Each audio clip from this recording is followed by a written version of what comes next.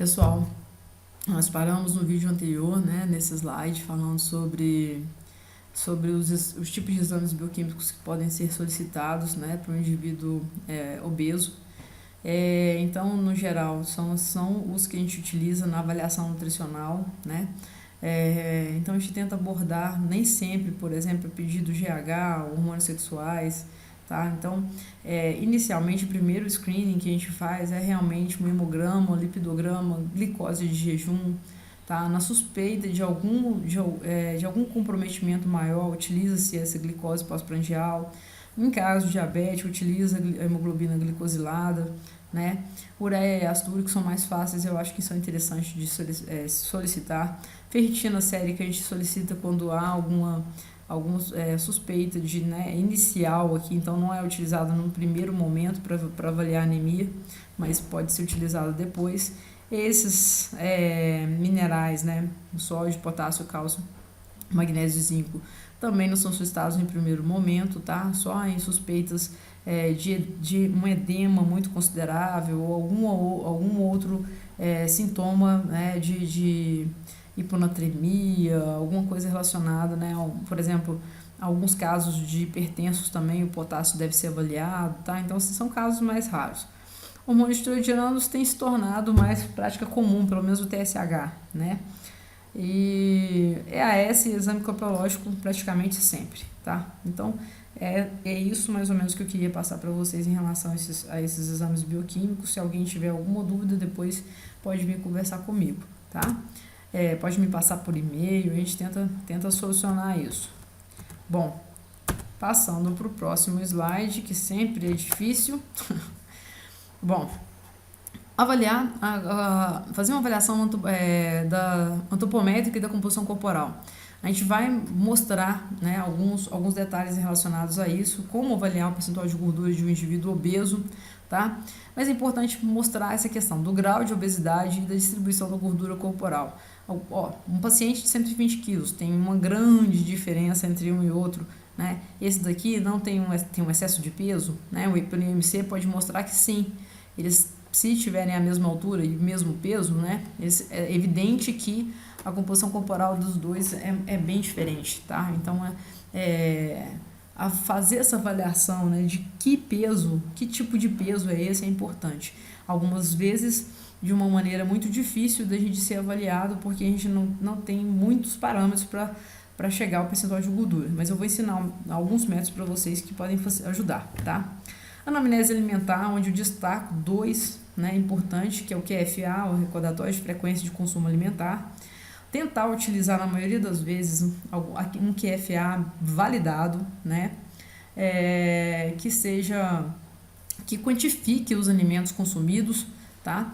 E também um outro detalhe muito importante em relação aos QFAs que eu queria comentar é que algumas vezes a gente encontra uns QFAs que dão pra gente uma ideia do consumo no último ano, né? Então eles foram feitos para isso. Eu acho inapropriado utilizar esses QFAs, tá? Normalmente o QFA ele remete a no máximo 3 meses atrás. Então, nos últimos 3 meses, tá? Eu acho que é o mais efetivo. Recordatório 24 horas, né? Também muito utilizado. Não vou ficar ensinando esse beabá para vocês, mas são os dois que a gente pode utilizar e são muito utilizados para dar uma ideia do hábito alimentar e de como é que esse paciente distribui as calorias no seu dia a dia. Lembrando que o indivíduo obeso, ele tende a subestimar, né, o que ele menciona no recordatório 24 horas. Sempre que possível, atrelar um desses dois ou os dois a um álbum de fotos para você ter uma ideia das porções alimentares. E um último detalhe que eu queria comentar sobre essa questão é que algumas vezes, eu sempre falo que a gente às vezes tende a fazer uma dieta para uma pessoa de acordo com o que nós comemos, com nossas porções, tá? Então, tentar tirar isso, tentar ficar, né, realmente parcial em relação a isso e ouvir mais o paciente e tentar estimar as porções sem induzi-lo a falar que a porção dele é daquele jeito, tá? Então, um álbum fotográfico pode resolver muito bem isso. Continuando, né, a antropometria, que é a avaliação do peso, altura, e outras medidas, é o método mais utilizado E isoladamente, né, o peso e a altura não fornecem, né, deficiências específicas. Então a gente vai comentar sobre isso. Aqui seria a classificação do IMC, que vocês também já estão carecas de utilizar, né, segundo a Organização Mundial da Saúde.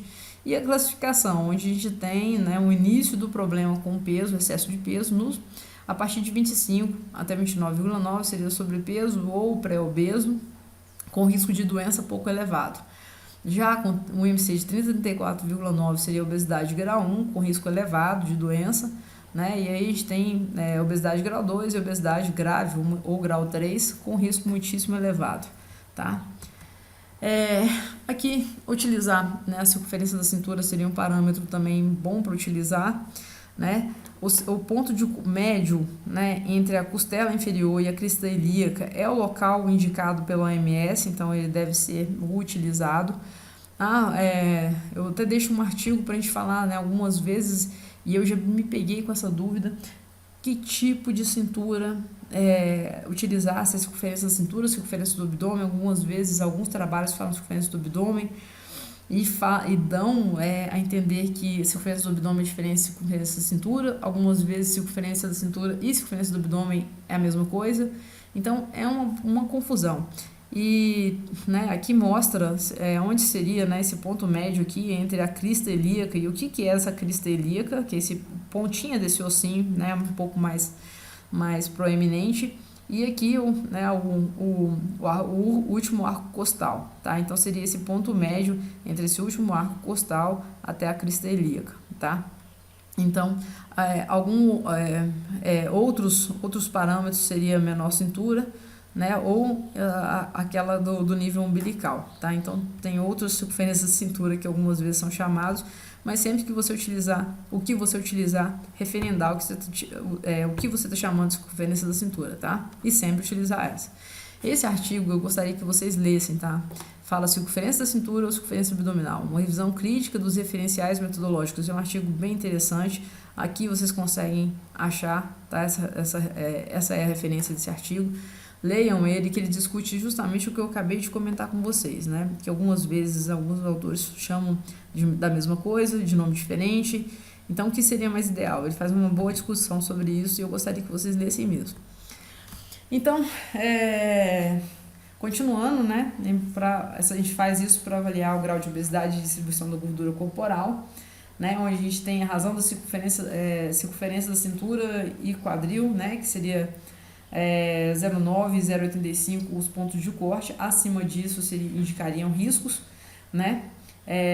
Então, né, aqui mostra também, né, que um homem tem uma tendência, né, a apresentar essa obesidade de grau androide, tá? Que seria mais com circunferência do abdômen mais elevada em relação, né, à circunferência do quadril. Então, acima disso aqui seria obesidade androide, tanto para homem como para mulher. Aqui, né, o mais clássico de uma mulher seria aquela distribuição de gordura tipo ginoide ou pera, né, onde a RCQ, que é essa relação circunferência cintura quadril, seria menor que 0,75. Então, se a mulher pode ser um IMC elevado, mas se ela tivesse obesidade aqui, o risco dela de ter doença cardiovascular é inferior a um indivíduo com gordura tipo androide, tá? Então, a gordura tipo androide está associada ao maior risco de eventos coronarianos, diabetes mellitus, hipertensão arterial, maior risco de complicações vasculares, heterogeneidade das propriedades metabólicas e localização anatômica dos adipócitos.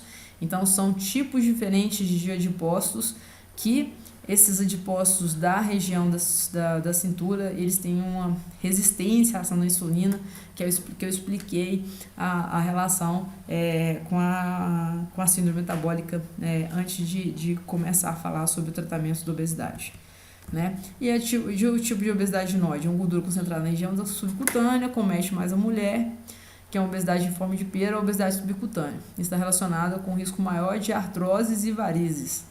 Tá? Então, assim, articulações sofrerem, né? E a questão das varizes em relação ao peso mais elevado, tá certo?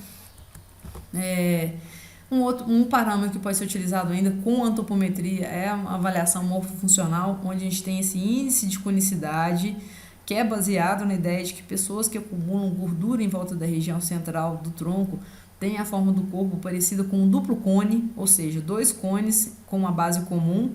Então, aqui, ó, temos dois cones, tá? E a base desse cone é comum, né? Disposto um sobre o outro. Enquanto aquelas com menor quantidade de gordura na região central teriam uma aparência de um cilindro, tá? Então, seria reto, né?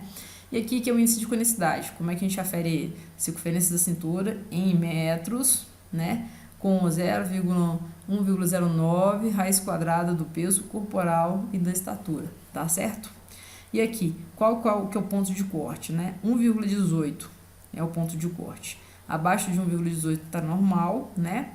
E acima de 1,18 risco aumentado, onde, por exemplo, maior chance de hipertensão e todas aquelas doenças cardiovasculares que a gente comentou. No próximo vídeo, a gente dá continuidade à nossa aula.